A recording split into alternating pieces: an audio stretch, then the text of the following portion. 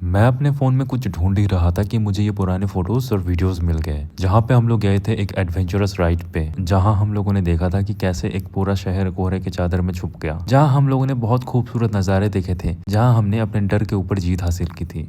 तो चलिए कहानी को शुरू से शुरू करते हैं। मौसम था गर्मियों का और हम तीन दोस्त, मैं, जीत और इंद्र, हम तीनों निकल पड़े थे एक एडवेंचरस राइड पे अपने होम टाउन शिवरी से। घड़ी में बज रहे थे रात के 2 और पूरा शहर था नींद की आगोश में। रात के अंधेरे को चीरते हुए हम लोग आगे बढ़ रहे थे अपने मंजिल की तरफ। कई सारे गांव और शहर को पीछे छोड़ते हुए हम लोग पहुंचे झारखंड और टाइम हो रहा था ब्रेकफास्ट का। ब्रेकफास्ट के नाम पे हम लोगों ने सिर्फ खाए चॉकलेट्स और चिप्स एनर्जी लेके हम लोग बढ़ते चले अपने मंजिल की तरफ। झारखंड के बाद अब बारी थी बिहार की। बिहार एंटर करते ही हमारा हाल बेहाल हो गया गर्मी से। पानी पी के और एनर्जी जुटा के हम लोग फिर से रवाना हो गए अपने मंजिल की तरफ। और बिहार को टाटा बाय बाय करके जैसे हम लोग पहुंचे सिलीगुड़ी, हमें दिख गया चाय के बागान। टाइम हो रहा था शाम के 4 बजे और भूख सभी को लगी थी, तो किसी ढाबे पे रुक के हम लोगों ने खाने का डिसाइड किया। ढाबे के नाम का तो पता नहीं, बट टेस्ट अभी भी याद है। शाम होने ही वाली थी और सफर बहुत लंबा तय करना था। वो जो सामने पहाड़ दिख रहा है वही है हमारी मंजिल। उस पहाड़ के ऊपर एक शहर है जिसको कहा जाता है द क्वीन ऑफ हिल्स। नाम तो समझ गए होंगे आप लोग, दार्जिलिंग। जी हाँ, हम लोग जा रहे हैं आज दार्जिलिंग। अंधेरा होने ही वाला था और हमें चढ़ना था ऊपर।